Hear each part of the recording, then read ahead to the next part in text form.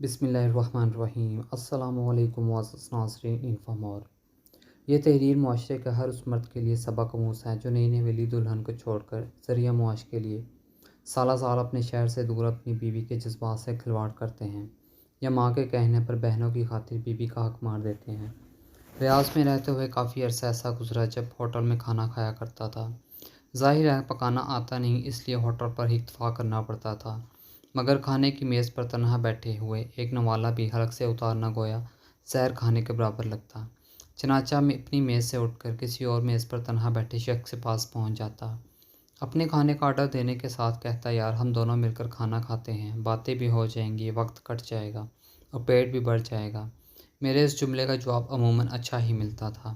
ایک دن ایک ایسے صاحب سے واسطہ پڑا جو شاید کسی بات پر ناراض تھے۔ میں نے ان کی میز پر جا کے بیٹھتے ہوئے کہا، انکل چلیں ایک ساتھ کھانا کھاتے ہیں، باتیں بھی کریں گے اور پیٹ بھی بھریں گے۔ وہ صاحب بولے، کیوں میاں، چلو چلو اپنا کھانا منگاؤ اور کھاؤ، آ جاتے ہیں مفت خور کہیں کے۔ ان کی آواز اتنی بلند تھی کہ پورا ہوٹل سمجھا کہ واقعی میں ان سے مفت کھانا کھلانے کی درخواست کر رہا ہوں۔ میں نے وضاحت کی کہ چاچا کھانا میں اپنے پیسوں سے منگواؤں گا، بس آپ کے ساتھ بیٹھوں گا تو وقت کٹ جائے گا۔ خیر وہ نہیں مانے اور میں اکثر کی طرح اس دن بھی کھانا کھائے بغیر میز سے اٹھ گیا۔ رات کو بسکٹ کھائے اور سو گیا۔ دیارے غیر میں بھوکے سونا کوئی حیرت کی بات نہیں، اکثر ہی ایسا ہوتا ہے۔ ایسی ہی ایک رات کھانا کھانے نکلا تو میز پر بیٹھے ایک نوجوان سے انہی جملوں کے ساتھ تعارف ہو گیا۔ وہ بہت خوش مزاج اور دل کا بڑا نوجوان تھا۔ میں یہاں اس کو نوفل کے نام سے متعارف کرواؤں گا۔ نوفل کی عمر یہی کوئی 26-23 سال ہوگی۔ ایک دوسرے کے بارے میں باتیں شروع ہوئیں تو معلوم ہوا کہ نوفل کی شادی 4 سال پہلے ہوئی تھی، مگر وہ شادی کے 1 ماہ بعد ہی ریاض آ گیا تھا۔ یہاں کے مسائل اور گھریلو ذمہ داریوں کی وجہ سے پھر جا نہ سکا۔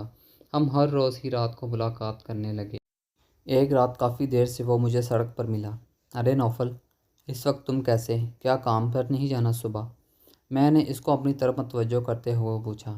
نہیں مصطفیٰ بھائی، بڑی مشکل سے چھٹی لگی ہے، 1-2 دن میں ہی گاؤں جا رہا ہوں، 5 سال بعد جاؤں گا اور اب جا کر اپنی بیٹی کو دیکھوں گا۔ نوفل مجھے بتا چکا تھا کہ وہ شادی کے 1 ماہ بعد ہی سعودی عرب آ گیا تھا، پھر اس کے گھر ایک بیٹی کی پیدائش ہوئی۔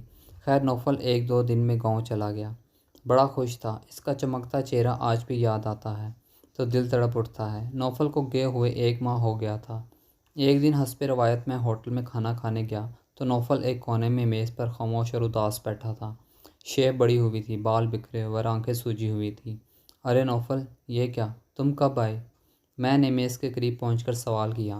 نوفل میری جانب ایسے دیکھنے لگا جیسے وہ اور میں بالکل اجنبی ہوں، آج ہی ملاقات ہوئی ہو۔ پھر چند ہی لمحوں کے بعد نوفل نے میرا ہاتھ ایسے تھاما جیسے ہمارا صدیوں کا تعلق ہو، وہ میرا سگا ہو یا میں اس کا سب کچھ ہوں۔ میں نے نوفل کے ہاتھ پکڑتے ہوئے سوال کیا کہ کیا ہوا یار، تم تو گاؤں گئے تھے، کب آئے، کیا ہو گیا؟ مگر وہ خاموش تھا۔ میں نے کھانا منگوایا، بڑی مشکل سے اس نے چند لقمے لیے مگر کچھ نہ بولا۔ ہوٹل بھرا ہوا تھا اس لیے بات کرنا مشکل تھا۔ میں نوفل کو لے کر ریاض میں ہارا کی سڑک پر نکل آیا۔ ہم ایک سڑک کے کنارے پر موجود چبوترے پر بیٹھ گئے۔ میں نے پھر پوچھا، اصرار کیا، دھمکی دی کہ اگر مجھے نہیں بتایا تو میں بھی ملنا چھوڑ دوں گا۔ نوفل ایسے لگ رہا تھا جیسے گونگا ہو گیا ہو، آنکھیں سوال کر رہی تھیں مگر زبان گنگ تھی۔ میں نے دیکھا کہ وہ فضاؤں اور آسمانوں میں ہے، زمین پر تو اسے کچھ مل ہی نہیں رہا۔ کافی دیر ایسے ہی گزر گئی اور پھر میں غصے میں اٹھ کر جانے لگا، ٹھیک ہے، جب مجھے کچھ نہیں سمجھ تو چھوڑو، میں چلا جاتا ہوں۔ اب نوفل اٹھا اور مجھ سے لپٹ گیا، ایسے رونے لگا جیسے بچہ بلک بلک کر روتا ہے۔ نوفل کی ہچکیاں ہی بند نہیں ہو رہی تھی۔ مصطفیٰ بھائی، یہ میں نے کیا کر دیا، میرے ساتھ کیا ہو گیا؟ مصطفیٰ بھائی، میں نے تو سوچا بھی نہ تھا۔ نوفل، ہوا کیا ہے یار، بتاؤ تو صحیح، خیر ہے نا؟ مصطفیٰ بھائی، میری بیوی نے مجھ سے طلاق لے لی، یہ کہہ کر نوفل پھر رونے لگا۔ مصطفیٰ بھائی، میرا قصور ہے، میں نے اس کے ساتھ غلط کیا، وہ پڑھی لکھی تھی، کوئی دیہاتن نہیں تھی، میں نے غلط کیا۔ آپ جانتے ہیں میں شادی کے 1 ماہ بعد ہی سعودی عرب آ گیا تھا۔ میری بیوی روز کہتی کہ تم واپس آ جاؤ، روکھی سکھی کھا لیں گے مگر ساتھ رہیں گے، مگر میں اپنا گھر بنانے کے دھن میں تھا، بس یار اتنا کما لوں کہ گھر بنا لوں۔ ماں کہتی تھی کہ بہنوں کی شادی کے لیے جمع کر لو۔ وقت گزرتا گیا، میری بیٹی بھی پیدا ہو گئی۔ نوفل نے کہا کہ میرے بچپن کا دوست تھا ارشد، ہم دونوں ایک ہی محلے میں پڑھے بلے تھے۔ میرے گھر میں کوئی بھی کام ہوتا میں اپنے دوست ارشد کو فون کر دیتا کہ تیری بھابھی یہ کہہ رہی تھی، ذرا تو یہ کام کر دے، یوں میں کسی نہ کسی کام کے لیے اکثر اپنے گھر جانے کا کہتا تھا۔ ارشد روز ہی گھر چلا جاتا تھا۔ امی اور بہنیں بھی اسے جانتی تھیں۔ میں اگر یہاں سے جانے کا کبھی ارادہ کرتا تو امی مجھے بہنوں کی شادی اور گھر کے مسائل گنوا دیتی اور میں پھر رک جاتا۔ میری بیٹی اب ماشاءاللہ 4 سال کی ہو گئی ہے۔ میں اس مرتبہ آزاد کشمیر میں اپنے گاؤں گیا، مگر وہاں تو سب کچھ ہی بدل چکا تھا۔ میری بیوی میری نہیں رہی، میری بیٹی مجھے پاپا نہیں سمجھتی۔ مصطفیٰ بھائی، میں تو برباد ہو گیا۔ میں نے حوصلہ دیا کہ پوری بات کرو، پھر کیا ہوا؟ اس نے کہا، میں گھر گیا تو مجھے پہلے ہی دن محسوس ہو گیا کہ میری بیوی میرے آنے سے خوش نہیں۔ میری بیٹی تو مجھے جانتی ہی نہیں تھی، اس سے صرف فون پر یا اسکائپ پر ہی بات ہوئی تھی۔ اگلے دن ارشد آیا تو میری بیٹی پاپا پاپا کہتے ہوئے اس سے جا لپٹی۔ اسے دیکھ کر میری بیوی کے چہرے پر بھی خوشی نمایاں ہو گئی۔ میں پریشان تھا کہ یہ کیا ماجرا ہے۔ ایک ہفتہ ایسے ہی گزر گیا۔ میں سب کچھ محسوس کرتا رہا۔ پھر میں نے اپنی بیوی سے پوچھا کہ آخر یہ گڑیا میرے پاس کیوں نہیں آتی؟ وہ ارشد کی گود میں چلی جاتی ہے، مجھ سے کتراتی ہے۔ بیوی نے کہا، آپ کو میں کہتی رہی آپ آ جائیں، مگر آپ نے پیسے کمانے کے لیے میری ایک نہ سنی۔ آج گڑیا ارشد کو ہی اپنا پاپا سمجھتی ہے، کیونکہ ہر موقع پر وہی تو موجود رہا۔ اس نے گڑیا کی ہر فرمائش پوری کی۔ نہ جانے آپ پہ کیوں نہیں سمجھ پائے کہ پیسہ ہی سب کچھ نہیں ہوتا۔ آج آپ کا دوست ارشد مکمل طور پر ہمارے گھر میں آ چکا ہے اور اسی گھر کا ایک فرد ہو گیا ہے۔ تو کیا مطلب میری کوئی اوقات نہیں؟ میں نے سوال کیا تو بیوی نے کہا کہ اس میں میرا قصور نہیں۔ آپ شادی کے 1 ماہ بعد ہی چلے گئے تھے، آج 5 سال بعد آئے ہیں۔ اس عرصے میں ارشد ہی وہ شخص تھا جس نے ہم ماں بیٹی کا ہر طرح خیال رکھا۔ آج ہم دونوں میں ذہنی ہم آہنگی ہو گئی ہے اور ہم ایک ساتھ رہنے کا فیصلہ کر چکے ہیں۔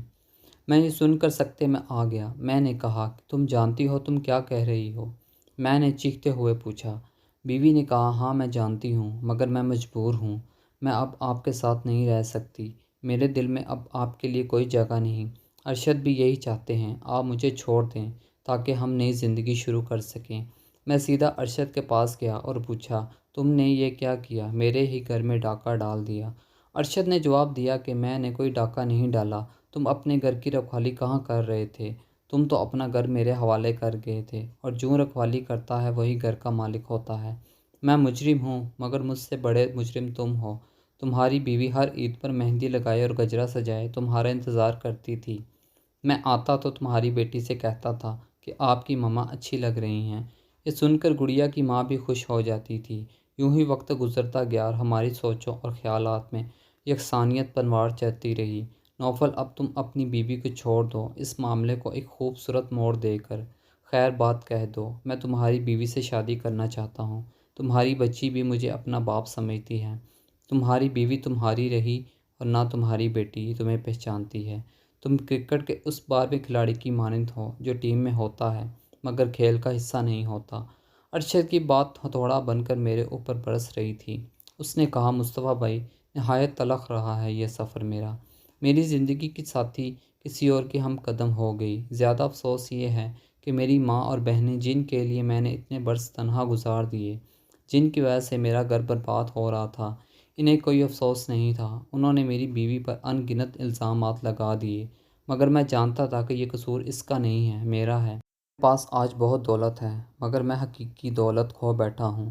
میں نے ایئرپورٹ پہ ہی سے بیوی کو طلاق نامہ ارسال کر دیا تاکہ وہ دلہن جو 5 سال تک اپنے پہلے شوہر کی راہ تکتی رہی تھی، اب اسے مزید انتظار نہ کرنا پڑے اور وہ دوسرے شوہر کے ساتھ ہنسی خوشی زندگی گزار سکے۔ یہ کہہ کر نوفل پھر خاموش ہو گیا۔ ہارا کی سڑک پر رات کے 2 بجے سنسناتی گاڑیاں مجھے خوف زدہ کر رہی تھی۔ نوفل کے اندر سے اٹھنے والا شور تنہائی میں مزید اضافہ کر رہا تھا۔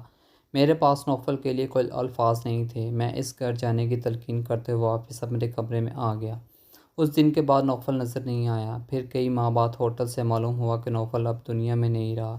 نہ جانے اس کہانی میں نوفل قصوروار تھا، اس کی بیوی گنہگار تھی، یا امی اور بہنوں نے اپنی خواہشات کے لیے ایک گھر برباد کر دیا تھا۔ Thanks for watching informer. ملتے ہیں نیکسٹ ویڈیو میں انشاءاللہ، تب تک کے لیے اللہ حافظ۔